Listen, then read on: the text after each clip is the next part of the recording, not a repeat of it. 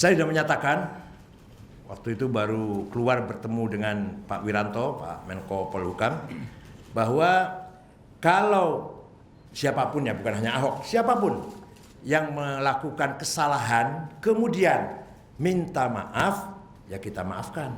Akan tetapi hukum tetap berlaku, berjalan, maka di sini tugasnya aparat kepolisian memanggil dan memeriksa dan seadil-adilnya berangkat dari praduga tak bersalah.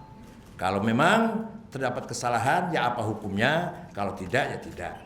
Tapi pada dasarnya seorang yang minta maaf, agama Islam memerintahkan kepada kita semua agar memaafkan. Itu sama juga disampaikan di Kapolri. Ya, waktu itu juga saya sampaikan ketika jumpa dengan Kapolri ya di Sulsel. Artinya, mari kita dewasalah, kita bermartabat, jangan anarkis, jangan main hakim sendiri. Kalau memang harus diproses hukum, itu jauh lebih baik daripada seperti ini. Ada isu-isu bunuh, itu tidak layak diucapkan oleh masyarakat yang bermartabat. Ya, lanjut, silakan. Pak, kalau nantinya dari NU yang lainnya tetap ada yang ikut dalam aksi tanggal 4 itu, apakah ada sanksi Pak dari pengurus pusat Pak? Yang kita larang menggunakan atribut NU. Jadi kalau ada orang yang menggunakan atribut NU berarti bukan NU. Karena kita sudah melarang nih menggunakan simbol-simbol atribut NU. Kalau ada sebagian orang membawa misalkan bendera Ansor atau bendera apa, itu jelas pihak ketiga itu yang menyusup itu, yang ingin menimbulkan fitnah agar NU terlibat. Walhasil NU menyuruhkan kepada warganya tidak menggunakan simbol-simbol NU untuk kepentingan politik. Karena NU dilahirkan bukan untuk tujuan politik, tapi untuk membangun masyarakat yang berbudaya, berperadaban, berpendidikan, cerdas, sejahtera, dan damai. Ya. Ini kan sebetulnya Ini sudah.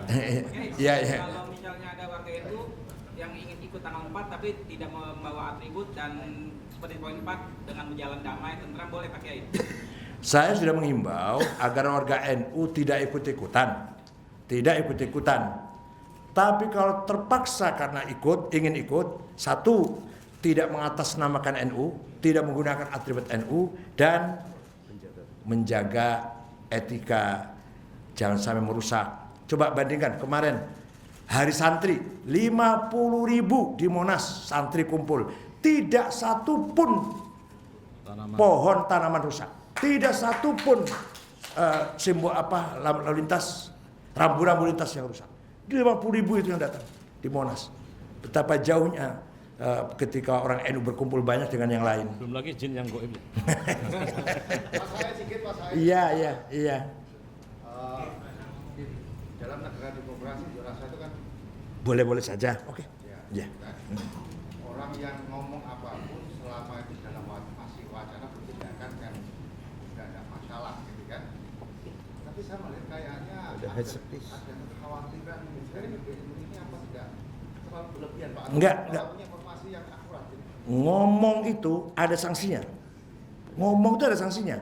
Kalau ngomong baik ya ada pahalanya, cara agama ini. Ngomong jelek ya ada dosa. Bahkan lisan ini merupakan lebih bahaya daripada tangan, daripada senjata. Ada ujaran kebencian. Ada ujaran kebencian yang kita sepakat dengan Polri, sama-sama NU dan Polri menangani atau mengatasi ujaran kebencian itu, hate speech itu. Jadi kalau tuh hanya ngomong itu sudah melakukan hal yang bertentangan dengan nilai-nilai agama. Ngomong kasar, ngomong jelek, misuh-misuh, ngumpat-ngumpat, ngata-ngatain, itu dilarang oleh Al-Quran. Siapapun, kepada siapa kepada siapa. Muslim, non-muslim, muslim kepada muslim. Cukup ya? Masih. Terakhir. Ini nomor 3 Pak, mengimbau kepada kepolisian segera mengangkat Ya.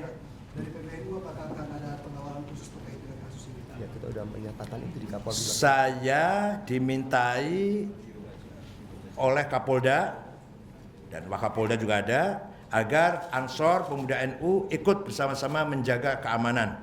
Siap. Waktu kemarin juga ansor dengan pakaian tidak pakai ansor, dengan pakaian tidak atribut, ikut menjaga keamanan. Insya Allah kali ini pun kita siapkan bersama-sama polisi agar Pengawalan tidak untuk nasis. proses hukum poin 3 dulu. Oh, poin proses hukumnya. Hukum kita percaya pada polisi. Yang punya hukum itu polisi. Kita hanya mendorong, menghimbau agar betul-betul Indonesia negara hukum, bukan negara apa? Bukan negara sekar PDW. Dan saya minta kepada tokoh-tokoh agama, terutama tokoh politik juga, jangan mengeluarkan pernyataan-pernyataan yang sifatnya provokatif. Apalagi, terutama lagi khatib-khatib Jumat. Tidak sah itu khutbahnya kalau isinya cuma mencaci maki itu. Khutbah itu mengajak orang bermoral, berakhlak, beribadah dengan baik. Lah kok khutbah jadikan provokasi, jadikan menyebarkan kebencian, walaupun kepada binatang nggak boleh bicara kebencian di khutbah itu. Itu menurut ajaran Imam Syafi'i. Tidak boleh dalam khutbah itu menyebarkan kebencian. Di luar khutbah ya boleh-boleh saja, terserah. Dalam khutbah Jumat nggak boleh itu. Bukan boleh-boleh saja itu artinya boleh. Cara agama dalam khutbah menyebarkan kebencian tidak sah khutbahnya. Tidak sah. Udah, masih? Cukup ya? Nah, masih. Baik, terima kasih sampaikan kepada teman-teman media cetak elektronik dan mudah-mudahan dengan rilis ini menjadi terang dan tentunya kita harapkan apa yang akan terjadi tanggal 4 itu adalah situasi yang damai, aman, tentram dan kita harapkan ada kedewasaan dari seluruh pihak dan tentu kita ikut menjaga situasi yang aman ini. Terima kasih. Terima maaf. Wallahul muwaffiq ila aqwamit thoriq. Assalamualaikum warahmatullahi wabarakatuh.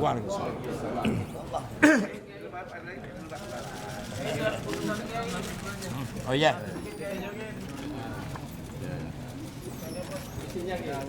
Oh isinya, rilisnya. Rilisnya aja bisa. Iya. Agak didorong. Ya. Komunis nah ya.